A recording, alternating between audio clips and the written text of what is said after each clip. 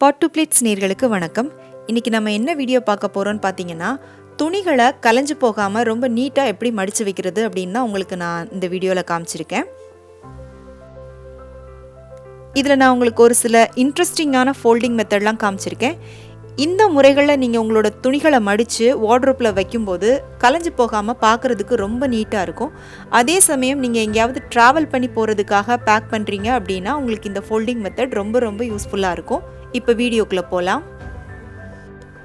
First collar வச்ச T shirt எப்படி மடிக்கிறதுன்னு பார்க்கலாம்.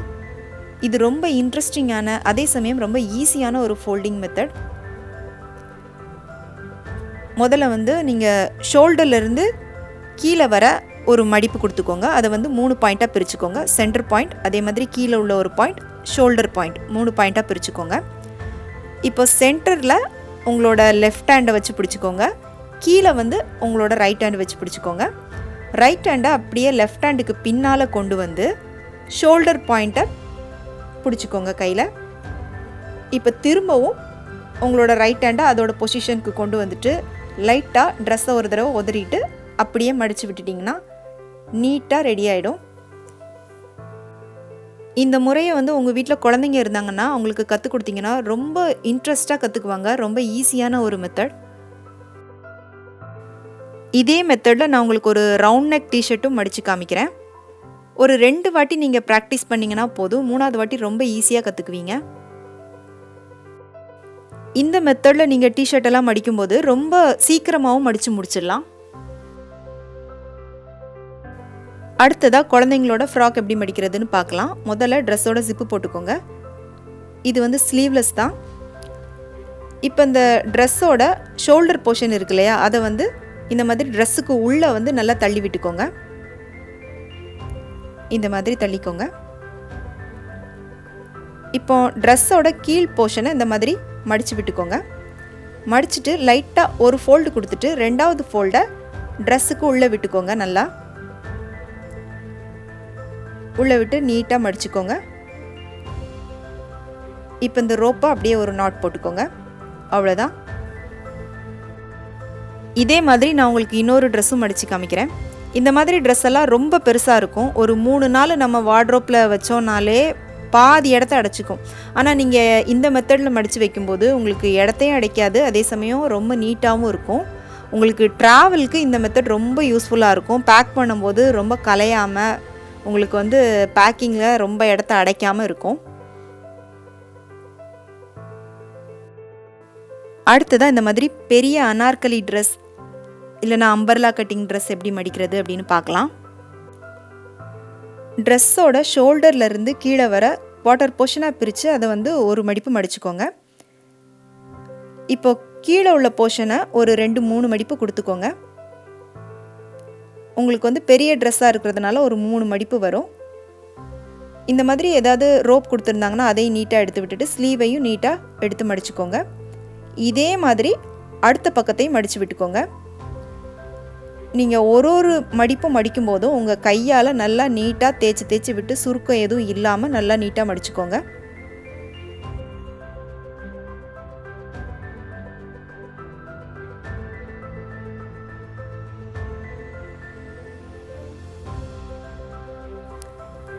ட்ரெஸ்ஸோட கீழ்ப்பகுதியில் இந்த மாதிரி ஒரு மடிப்பு கொடுத்துக்கோங்க. மேலே இருந்து 2 மடிப்பு மடிச்சுட்டு 3ஆவது மடிப்பை ட்ரெஸ்ஸு உள்ள இந்த மாதிரி தள்ளி விட்டுக்கோங்க. இந்த ட்ரெஸ்ஸுக்குரிய பேண்ட்டையும் துப்பட்டாவையும் எப்படி செட்டாக இதோட மடித்து வைக்கிறது அப்படின்னு காமிக்கிறேன். இது கேதரிங் பேண்ட். பேண்ட்டை 2ஆக மடிச்சுட்டு இடுப்புக்கிட்ட எக்ஸ்ட்ரா இருக்கிற போர்ஷனையும் உள்ளே மடித்து விட்டுக்கோங்க. கீழே இருந்து ஒரு 2-3 மடிப்பு கொண்டு வந்துட்டு இந்த மாதிரி நீட்டாக மடிச்சுக்கோங்க. நார்மலாக நம்ம எப்போவும் மடிக்கிற ஒரு மெத்தட் தான்.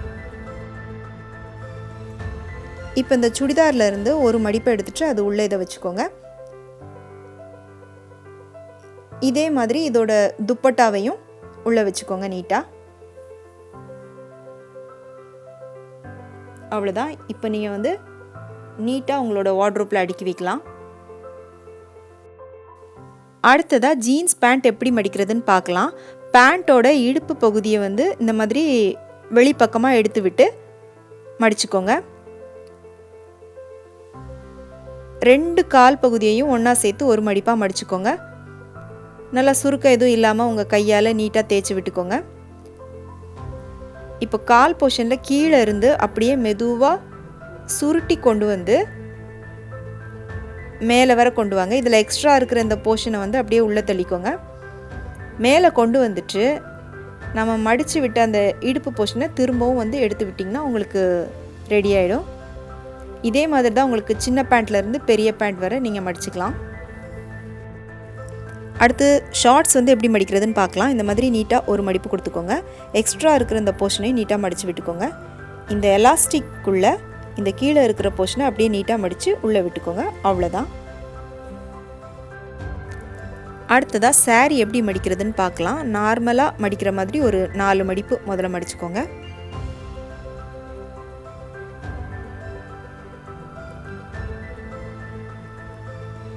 அடுத்ததாக இதை மாதிரி ஒரு மடிப்பு கொடுத்துக்கோங்க.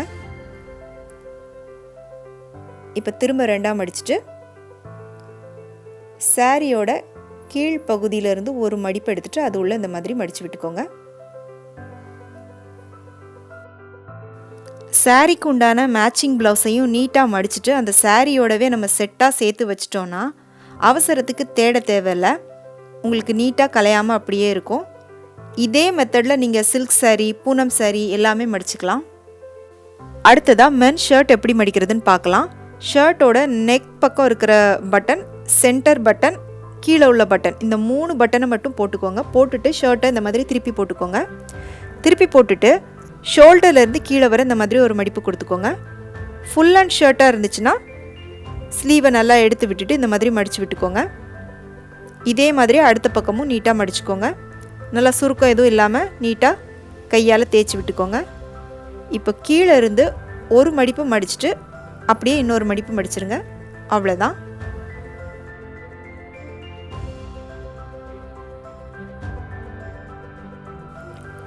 அடுத்ததாக லாங் ஸ்கர்ட் எப்படி மடிக்கிறதுன்னு பார்க்கலாம். ஸ்கர்ட் அந்த மாதிரி முதல்ல 2 மடிப்பு மடித்து விட்டுக்கோங்க. இந்த மாதிரி ஸ்கர்ட்டோட சைடில் இருக்கிற போர்ஷனை 2ஐயும் உள்ளே மடித்து விட்டுக்கோங்க. ரோப் எதுவும் இருந்துச்சுன்னா உள்ளே எடுத்து விட்டுக்கோங்க. இப்போ மேலேருந்து 2 மடிப்பு மடித்து கொண்டு வந்துட்டு 3ஆவது மடிப்பு ஸ்கர்ட்லேருந்து ஒரு லேயர் எடுத்துகிட்டு அது உள்ளே விட்டுக்கோங்க. அவ்வளோதான். அடுத்ததாக லெகின் பேண்ட் எப்படி மடிக்கிறதுன்னு பார்க்கலாம். பேண்ட்டோட கால் போர்ஷனை ஒன்றா சேர்த்து ஒரு மடிப்பாக மடிச்சுக்கோங்க. இடுப்பு பகுதியிலேருந்து ஒரு மடிப்பு கொடுத்துட்டு கால் பகுதி கீழே இருந்து அப்படியே மடித்து மேலே கொண்டு வந்துட்டு இடுப்பு பகுதியில் இருக்கிற எலாஸ்டிக் உள்ளே விட்டுருங்க. அவ்வளோதான். அடுத்ததாக சுடிதார் எப்படி மடிக்கிறதுன்னு பார்க்கலாம். இது உங்களுக்கு வந்து மென் ஷர்ட் மடித்தோம் இல்லையா, அதே மாதிரி தான். ஷோல்டர்லேருந்து அப்படியே கோட்டர் போர்ஷனாக பிரிச்சுட்டு அந்த பகுதியை அப்படியே உள்பக்கமாக மடித்து விட்டுக்கோங்க. அதோட ஸ்லீவ் போர்ஷனையும் உள்ளே இந்த மாதிரி நீட்டாக மடித்து விட்டுக்கோங்க. இதே மாதிரி அடுத்த பக்கத்தையும் நீட்டாக மடிச்சுக்கோங்க. இப்போ கீழே இருந்து ஒரு 2 மடிப்பு அப்படியே மடித்து மேலே கொண்டு வந்துட்டு இந்த போர்ஷனில் இதுக்குரிய துப்பட்டாவையும் பேண்ட்டையும் செட்டாக வச்சுக்கோங்க. வச்சுட்டு அதோட நெக் போர்ஷனை இந்த மாதிரி மடித்து விட்டுக்கோங்க. அவ்வளோதான். ஃப்ரெண்ட்ஸ், இந்த வீடியோ உங்கள் எல்லாருக்கும் ரொம்ப யூஸ்ஃபுல்லாக இருந்திருக்கும்னு நம்புகிறேன். இந்த வீடியோவை பற்றின உங்களுடைய கருத்துக்களை மறக்காமல் கீழே எனக்கு கமெண்ட் பாக்ஸில் சொல்லுங்கள். பிடிச்சிருந்தா உங்கள் ஃப்ரெண்ட்ஸுக்கும் ஷேர் பண்ணுங்கள், லைக் பண்ணுங்கள், சேனலுக்கு சப்ஸ்கிரைப் பண்ணுங்கள். மீண்டும் வேறொரு வீடியோவில் சந்திக்கிறேன். நன்றி, வணக்கம்.